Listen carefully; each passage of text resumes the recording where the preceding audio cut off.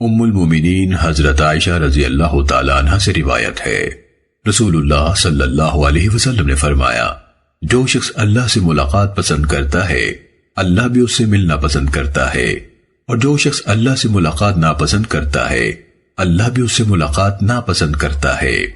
عرض کیا گیا، اللہ کے رسول، موت کو ناپسند کرنے میں اللہ کی ملاقات سے ناپسندیدگی کا اظہار ہے، اور ہم سب طبعی طور پر موت کو ناپسند کرتے ہیں، تو پھر نجات کیسے ہوگی؟ نبی صلی اللہ علیہ وسلم نے فرمایا، یہ بات نہیں،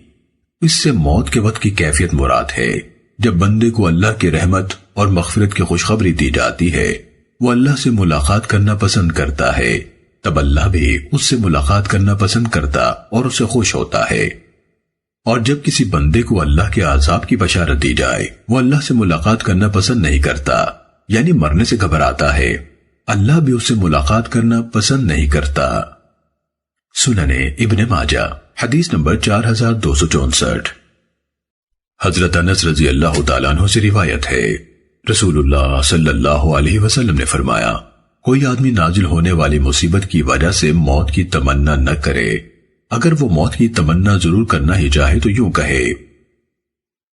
اللہم احینی ما کانت الحیاء خیرا لی وتوفنی اذا کانت الوفاة خیرا لی۔ اے اللہ، مجھے اس وقت تک زندہ رکھ جب تک میرے لیے زندگی بہتر ہو، اور مجھے اس وقت فوت کرنا جب میرے لیے وفات بہتر ہو۔ سنن ابن ماجہ حدیث نمبر 4265۔